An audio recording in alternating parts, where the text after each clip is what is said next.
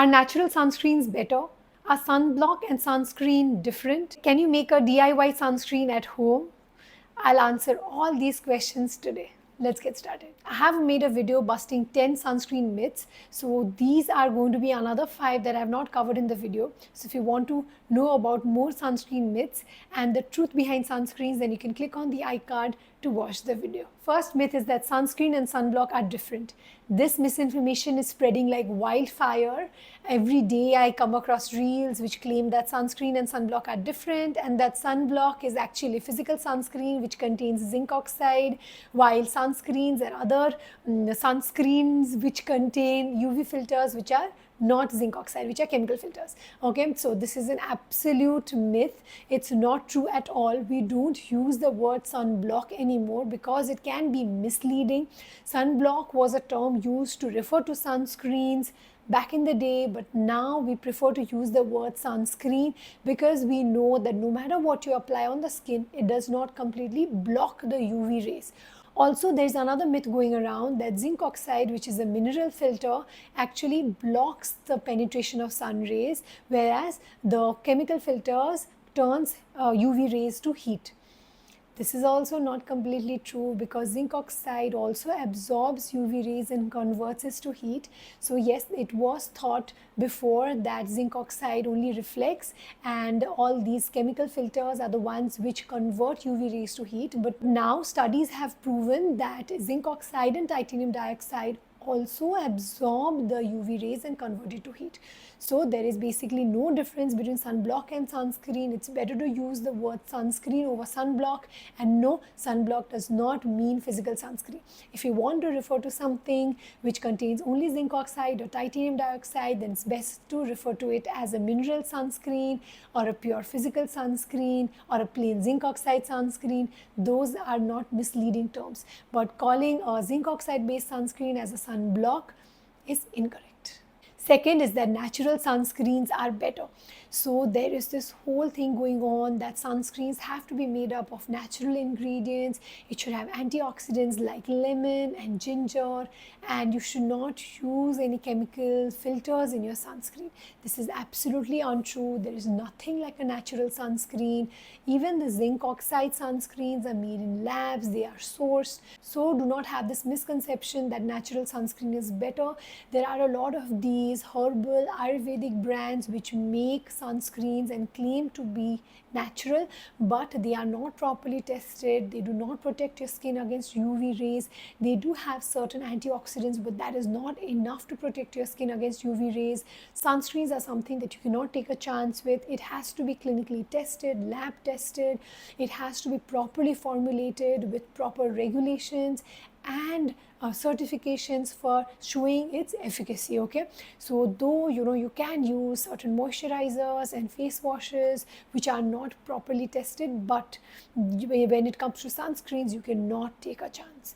Okay, so you have to go for a properly certified sunscreen which contains proper UV filters which have shown to show result. So don't fall for this natural sunscreens. There is nothing like natural sunscreen. Then is DIY sunscreen. I came across certain videos where they are showing you to make these sunscreens at home with zinc oxide powder, putting them in a blender along with butter and oil and making it into a paste and applying it. This is something that you should absolutely not do. Even though this comes across as something natural, something free of chemicals and preservatives, you don't want to rely on something like this to give you sun protection. You need a proper formulation which has been proven and tested.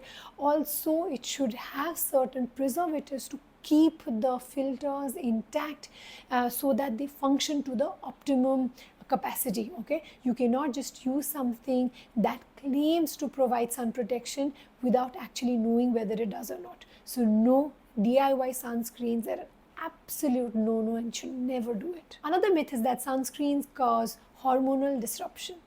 This refers to certain filters like oxybenzone and homosalate, which in certain studies conducted in animals show that it could be an endocrine disruptor.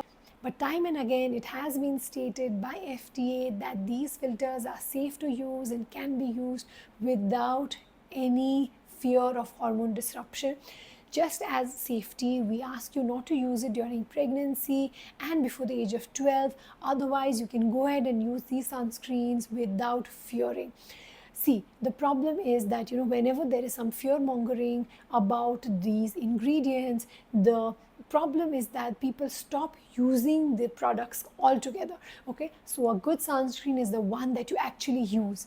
So there is no perfect ingredient in a sunscreen that will suit everyone, that will be loved by everybody, but the best sunscreen is the one that you actually like and use. Okay, so that's perfect for you. So don't worry about these ingredients, they are absolutely safe.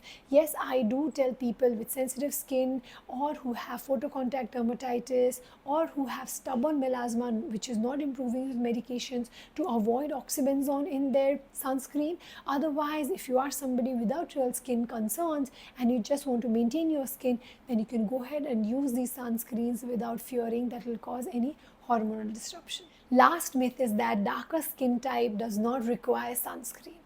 This is absolutely untrue. Melanin provides only an SPF of 5, so you need sunscreen even in darker skin types. So remember that sunscreens have to be of SPF around 30 or above. If you are somebody struggling with dark spots and melasma or stubborn dark spots, then you can use SPF 50. Otherwise, for our skin type, SPF 30 is also enough provided it is applied and reapplied correctly. The point with higher SPF being better is that even if you under apply, it does provide some amount of protection, because it has been seen in studies that people are not using a proper quantity of sunscreen, so they are under applying, and that could be one of the reasons why they are not able to get the full benefits. So using a higher SPF can shield you against that. Also, if you're not regularly reapplying the sunscreen, a higher SPF tends to give you a better, longer protection.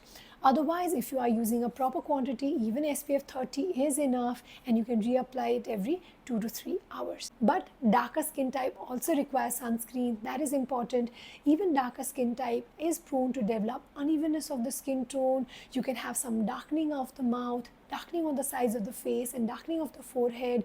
So this can actually be improved with regular use of sunscreen along with other skin lightening agents and creams which reduce melanin production. Okay, so sunscreen is one of the part of treatment that we give to people who have uneven skin tone or darkening around the mouth. So make sure that you use a sunscreen even if you have a darker skin tone. I have also made a detailed video on recommendations of sunscreens. I have recommended sunscreens for oily skin and for dry skin, and also a video on sensitive skin type where I have mentioned sunscreen options for oily sensitive and dry sensitive skin. So do check them out. I'll put in the link in the description box below. So I've busted 5 common sunscreen myths. I've busted 10 more myths in a previous video. I'll be putting the link in the iCard and in the description box below. I hope you found this video useful. If you liked the skin and hair related content, you can follow me on my Instagram handle Dr. Achal MD, where I post such skin and hair related content daily. Thank you for watching.